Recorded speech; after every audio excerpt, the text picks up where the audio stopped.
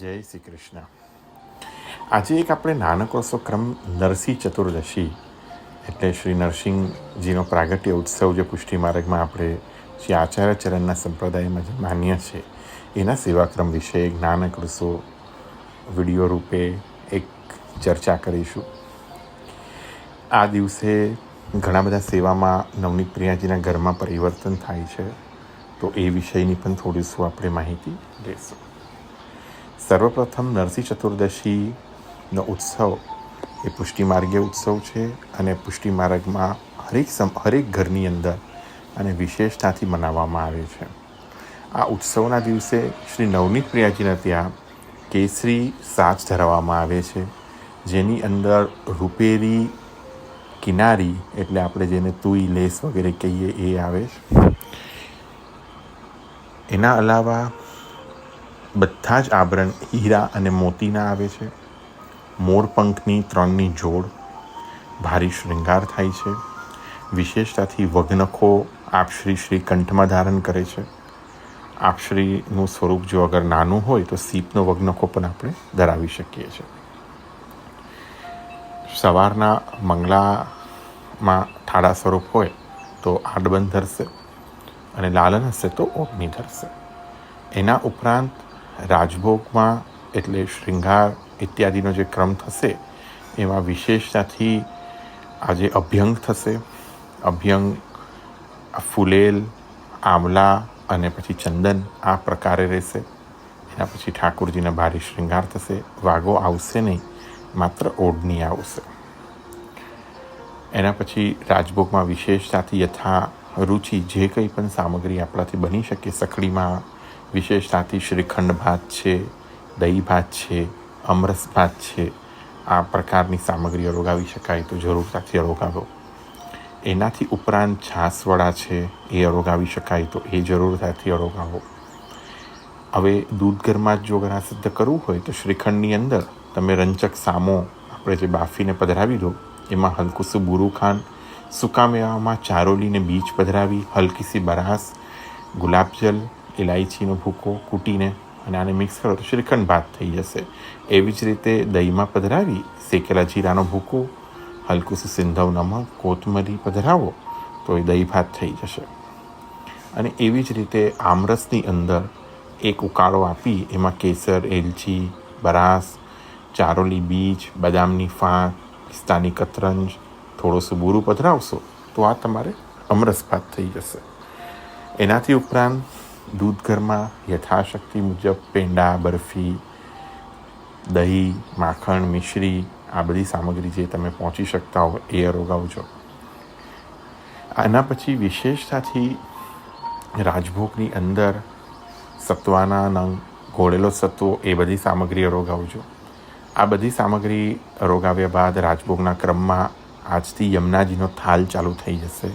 થાલની અંદર જલમાં બંગલી, લચીલી માછલી, પછી જલચરના ખીલોના, નાવ, વાસુદેવ પ્યાલો, મૂતના હાથી આ બધા જ ક્રમો આજથી શરૂ થઈ જશે.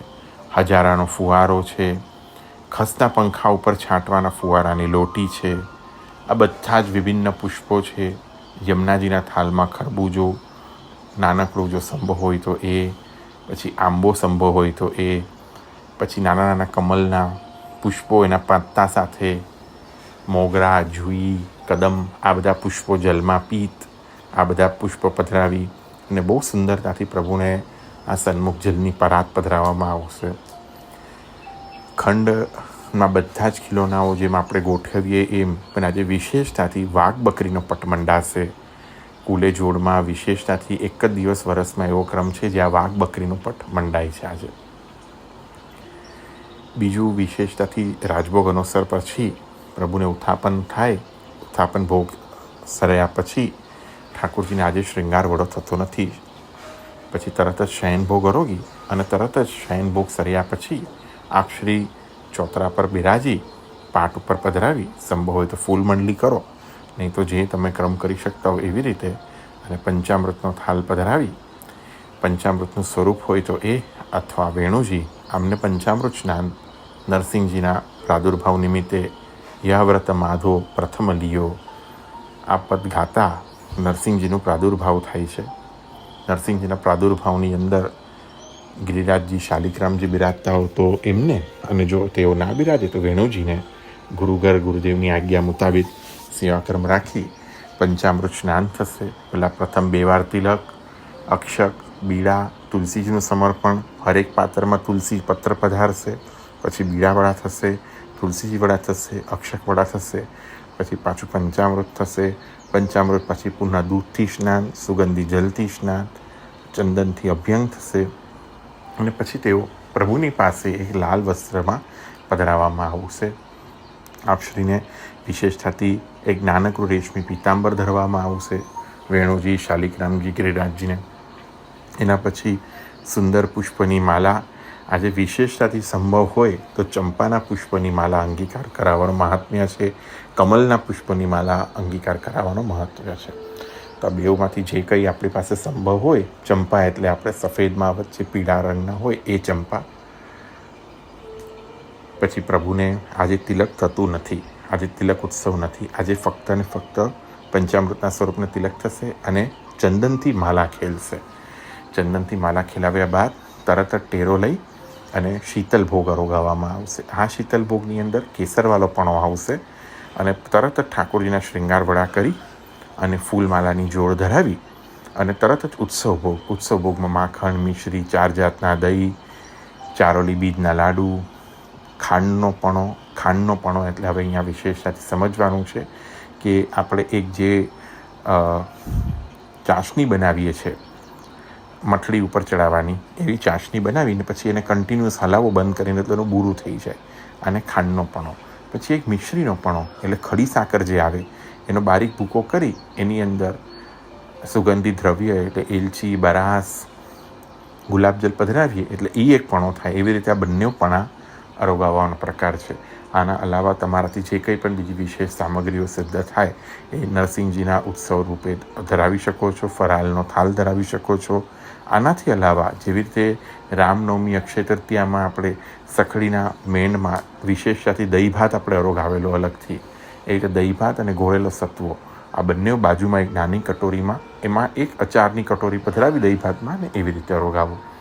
પ્રભુને તુલસીજીનું સમર્પણ કરી હરેક સામગ્રીમાં તુલસીજી પધરાવી નિવેદન કરી ભોગ અરોગાવી. ભોગ સર્યા બાદ મંદિર વસ્ત્ર કરી બીડા અરોગાવી અને યહ ધન ધર્મ હિતે પાયો આ પદ ગાઈ અને પછી ઠાકોરજીની આરતી કરી અને નિત્યવત પ્રભુ પહોંચી જશે. આ નરસિંહજીના ઉત્સવનો વિશેષતાથી જે ક્રમ શ્રી મહાપ્રભુજી ગુસાઈજીની કૃપાથી જે આપણા સંપ્રદાયમાં નભી રહ્યો છે એનું નાનકડું સોલું છે. આશા કરું છું કે આપ બધા આપણા ગુરુદેવ ગુરુઘરની આજ્ઞા મુતાબિક સેવા કરતા હશો અને એવી રીતે જ કરશો. અને જે કંઈ પણ અહીંયાથી તમને પ્રાપ્ત થાય, તમારા યોગ્ય લાગે તો જરૂરતાથી પોતાની સેવામાં અંગીકાર કરાવજો. વિશેષતાથી ઠાડા સ્વરૂપના શૃંગારમાં થોડું જોઈએ તો પીછોડો ધરશે. આપશ્રી હીરા મોતીના આભરણ, કુલે જોડ, એ જ ક્રમ નવનીત પ્રિયાજીના ઘરમાં છે. રૂપેરી કિનારીવાળા વસ્ત્ર છે. અને આજથી વિશેષતાથી મેં જેમ કીધું યમુનાજીનો થાલ શરૂ થઈ જશે. આ બધો જ ક્રમ આજથી ઉષ્ણકાલનો પૂર્ણતાથી શરૂ થશે. નરસિંહજીના ઉત્સવ પછી જ એટલે હવે એકમથી સૌથી પહેલી પરદનીનો શૃંગાર, સૌથી પહેલો આડબનનો શૃંગાર. આડબનને પરદનીનો શૃંગાર એટલે મંગલામાં તો આપણે આડબન ધરીએ જ છે, પણ શૃંગારમાં પણ હવેથી આડબન પ્રારંભ થશે. હવેથી પરદની પ્રારંભ થશે. અત્યાર સુધી પરદનીને આડબનનો પ્રારંભ આપણે કર્યો નહોતો. તો હવેથી આડબન ને પરદનીનો પ્રારંભ થશે. વિશેષતાથી મંગલામાં ગિરી ગોવર્ધન સગન કંદરા રેન નિવાસ કિયો પ્યારી આ બધા પદો આપણે જે ગાઈએ છીએ એના અનુરૂપના બધા શૃંગારો ચાલુ થશે. તદ્દંત હલકો શૃંગાર, રોહિણી નક્ષત્રના ચંદનચોલીના શૃંગારો, રોહિણી નક્ષત્રમાં કેસરવાળી ચંદનચોલી, સફેદ ચંદનચોલી, શીતલ સ્નાન, ચંદનની ગોલી ધરાવવાનો ક્રમ, આ બધો જ ક્રમ હવેથી શરૂ થશે.